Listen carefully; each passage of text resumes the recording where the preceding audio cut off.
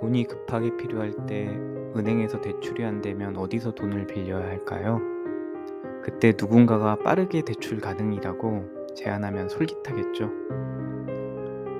하지만 그 돈을 빌리는 순간 여러분의 인생은 무너질 수 있습니다.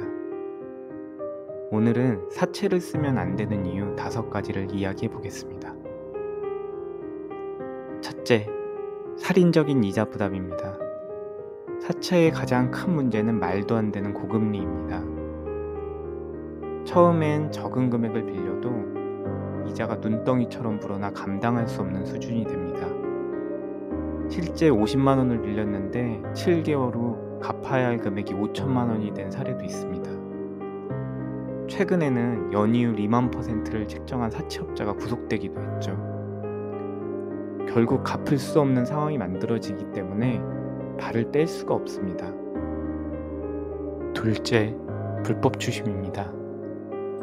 사채업자들은 빌린 돈을 반드시 받아내는 방법을 알고 있습니다. 정상적인 금융기관과 달리 이들은 폭력적이고 불법적인 방법도 서슴지 않습니다. 돈을 갚지 못하면 어떻게 가족, 친구, 직장 동료에게 전화하여 채무 사실을 알리고 보증을 섰다면서 대신 갚으라고 합니다. 또는 폭력을 행사하거나 SNS에 정보를 공개해 망신을 주기도 합니다.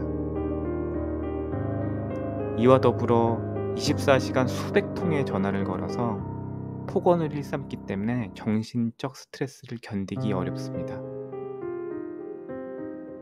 아침, 새벽, 야간, 느닷없이 오는 전화들 과연 견딜 수 있을까요? 결국 이를 참다 못해 극단적인 선택을 하는 경우도 많습니다. 셋째, 재정 악화입니다.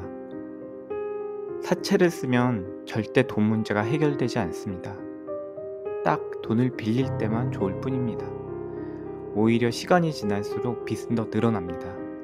처음에는 100만 원을 빌렸지만 상환일에 갚지 못하는 상황이 발생하면 어쩔 수 없이 또 다른 곳에서 200만 원을 빌리게 됩니다. 그렇게 반복되다 보면 어느 순간 100만 원이었던 돈이 1000만 원, 2000만 원, 1억 원까지 불어나게 됩니다. 결국 악랄한 사채업자의 덫에 걸려 벗어나지 못하는 상황이 발생합니다. 넷째, 법적 보호 불가입니다. 은행이나 정식 대부업체는 법의 보호를 받습니다. 대출 계약서를 작성하고 법적 절차를 따르기 때문에 문제가 생기면 금융당국에 신고로 해결할 수 있습니다. 하지만 사채는 다릅니다. 대부분 계약서조차 없습니다. 설령 계약서가 있다 하더라도 불법적인 계약이기 때문에 법적으로 보호받기 어렵습니다. 더 큰 문제는 사채업자들이 신분을 숨긴다는 것입니다. 대포폰과 차명계좌를 사용하기 때문에 신고를 해도 바로 찾기 쉽지 않습니다. 결국 잡을 때까지 그 고통을 계속 감내해야 되는 상황이 발생합니다. 심지어 대출을 빌미로 OTP, 통장계좌, 체크카드를 요구한 뒤 이를 이용해 명의도용이나 불법 금융사기를 저지른 경우도 있습니다. 즉, 사채를 이용하는 순간 나의 신분이 범죄에 악용될 수도 있습니다. 결국 나는 피해자인데 가해자가 될 수도 있는 것이죠. 다섯째, 금융거래 제약입니다. 불법 사채는 빌리는 것만으로는 금융 이력에 남지 않습니다. 그러나 상환이 어려워질 시 정식 대부업체에 유도하여 돈을 추가로 빌리게 하는 수법을 쓰기도 합니다. 결국 3금융권 사용 이력이 추후 금융활동에 제약을 줄 수 있습니다. 한번 떨어진 신용점수는 올리는데 많은 시간이 필요하기 때문에 장기간 피해를 볼 수밖에 없습니다. 오늘은 사채를 쓰면 안 되는 이유 5가지를 말씀드렸습니다.